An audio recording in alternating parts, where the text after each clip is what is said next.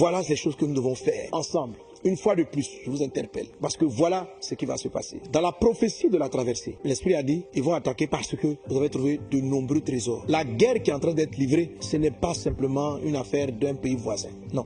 C'est des puissants de ce monde, et vous le savez, qui ont décidé de plonger le pays dans le chaos. Vous savez, ne voyez pas des pays. Aujourd'hui, les gens, lorsqu'ils raisonnent, quand on dit les puissants de ce monde, ils voient France, États-Unis. Non, non, non, non, non. Ce n'est pas des nations. Ce n'est pas la peine de vous en prendre même à des ambassades. Ce sont des personnes, des individus qui sont aussi riches que des États et très puissants, des puissants de ce monde. Donc, ils sont capables de dire à leur gouvernement, voici la ligne qu'on va prendre. Parce que nous, on a tel intérêt dans ce pays. Donc, des puissants veulent se partager le Congo. La crise qui a commencé risque de durer, si vous ne vous levez pas pour la prière, à peu près 7 ans. Pendant 7 ans, le pays sera comme ingouvernable. Des portions avec un gouvernement à Kinshasa, une autre avec des groupes dans différentes régions du Congo.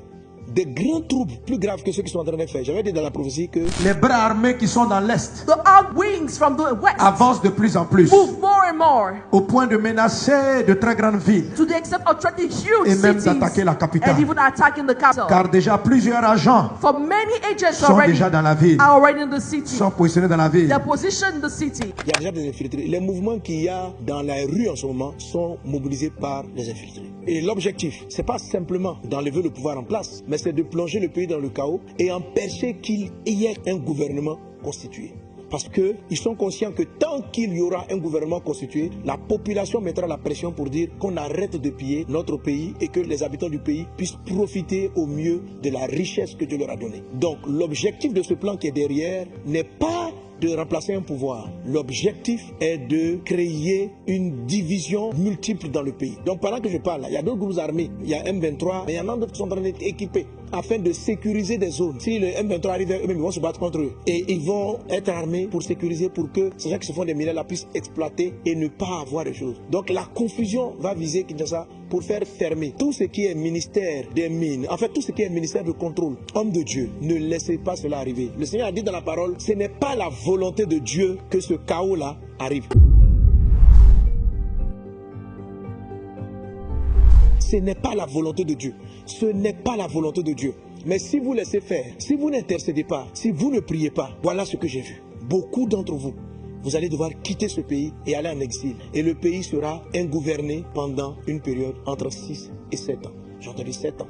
Mais j'ai compris que vers 6 ans, beaucoup de pourparlers, des choses allaient être réglées par la grâce de Dieu pour que la stabilité revienne. Donc je vous en supplie, ne voyez pas ça là comme une affaire d'un parti, d'un groupe d'église qui prie pour une personne. Ça, c'est ce que l'ennemi vous fait entendre pour que vous arrêtez de prier. Ça, c'est la voix que le diable essaie de vous donner pour que vous arrêtez de prier, pour que vous ne soyez pas mobilisés, pour dire, bon, de toute façon, s'il y a un changement de pouvoir, un autre va venir, et puis, bon, ceux qui se sont enrichis là, c'est de leur faute. Ce n'est pas le plan de l'ennemi. Ce n'est pas juste de changer un gouvernant et de mettre un autre. C'est de rendre votre pays ingouvernable. C'est de faire en sorte qu'il vous sera difficile de quitter une région pour aller à une autre. C'est d'avoir des seigneurs des guerres et des seigneurs des régions un peu partout. Alors je vous en supplie, peuple de Dieu. C'est pourquoi Dieu vous exhorte à la prière d'unité. C'est-à-dire, il faut que vous mettiez ensemble. Un bon intercesseur, 2 ou 3 intercesseurs peuvent prier pour qu'une nation soit sauvée. Mais votre unité, votre amour pour la RDC, votre amour pour le pays et la prière qui va monter vers Dieu sauvera cette nation. Vous êtes les fils de la nation, sauvez-la, mettez-vous en prière. J'en appelle aux grands leaders spirituels,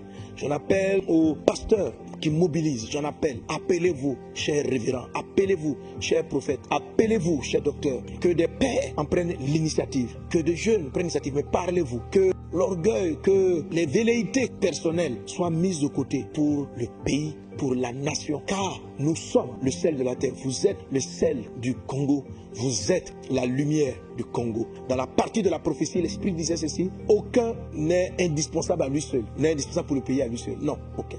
Que chacun d'entre vous transporte une portion de lumière. Et c'est vos forces mises ensemble qui vont amener la lumière et faire en sorte que cette situation de trouble et de confusion soit plutôt un tremplin vers le Congo tant prophétisé. Il ne faut pas laisser que ça arrive dans 7 ans, mais que cela puisse arriver maintenant. Parce que si vous mettez en prière, la manière dont le pays sera dans la confusion, ça va vous obliger, vous tous, à vous retrouver dans des pays à prier. Je vois en Belgique organiser des réunions de prière pour le Congo. Tous les hommes, chacun va taire son orgueil. Cette crise-là va vous humilier tellement tellement que ça va vous contraindre à prier, à supplier Dieu, que Dieu guérisse le Congo, que Dieu délivre le Congo. Alors ne laissez pas cela arriver. N'attendez pas de voir la fermeture de vos églises, car l'ennemi, ces puissances, ces entreprises, ces individus si puissants qui veulent contrôler et prendre la richesse de ce pays, servent les ténèbres, servent le diable. Ils savent la valeur que vous portez dans vos prières. Ils savent la puissance de la prière. Alors, pour le moment, il y a une attaque pour vous diviser, pour vous empêcher de prier. Je vous en supplie. Toute initiative d'unité de prière, joignez-vous et priez. Organisez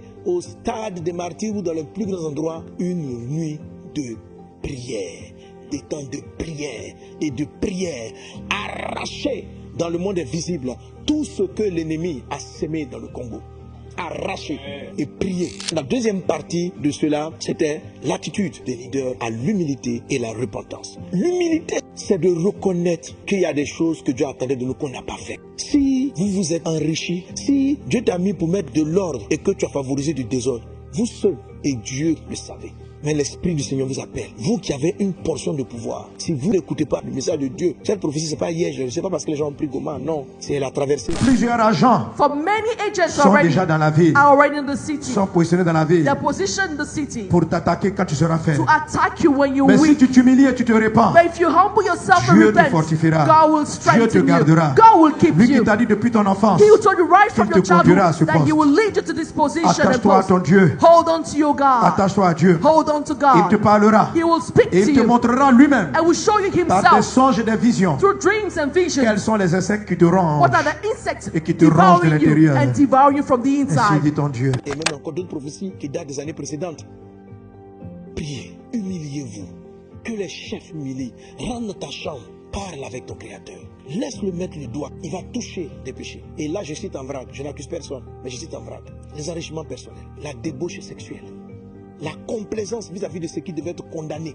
L'injustice, ce qui devait être absous, qui n'a pas été absous, qui a été plutôt condamné. Les injustices. La Bible dit que le trône d'un roi est affermi par la justice. Lorsqu'il y a de l'injustice, le peuple, le royaume est fragilisé. Fragilisé. Fragilisé quand on fait un appel d'offres et qu'on favorise le moins donnant. Celui qui investit moins pour le pays, celui qui va faire moins, on le choisit pour son ventre personnel, pour ses intérêts personnels. On est en train d'être injuste pour une nation. La nation va commencer à vomir.